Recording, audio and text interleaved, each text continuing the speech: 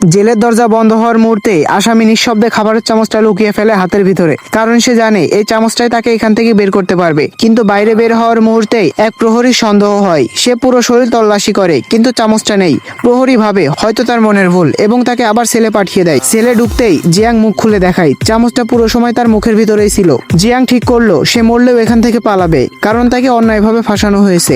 আসলে জিয়াং ছিল এই দেশের অন্যতম ধনী ব্যবসায়ী, কিন্তু তার স্ত্রী আর তার সবথেকে কাছের বন্ধু তার মাকে হত্যা করে এবং সেই হত্যার দোষ চাপিয়ে দেয় তার উপরে। তারপর তারা ঘুষ দিয়ে তাকে পাঠিয়ে দেয় এই মৃত্যুর জেলখানায়। কিন্তু জিয়াং হার মানার মানুষ ছিল না। সে চামচ দিয়ে দেয়ালের এক অংশ খোঁচা দিতেই বুঝতে পারলো দেয়ালটা ভিতরে ফাঁপা। 24 ঘন্টা অস্ত্রধারী পাহারা, তাই সামনে দিয়ে পালানো অসম্ভব। প্রতিদিন সে পরিকল্পনা করে, একটু একটু করে দেয়াল খোঁড়ে আর ছবি দিয়ে গর্ত ঢেকে রাখে এবং মাঠে গিয়ে সেই মাটি ফেলে দেয়। প্রতিটি ধাপ ছিল তার জীবন মরণের সিদ্ধান্ত।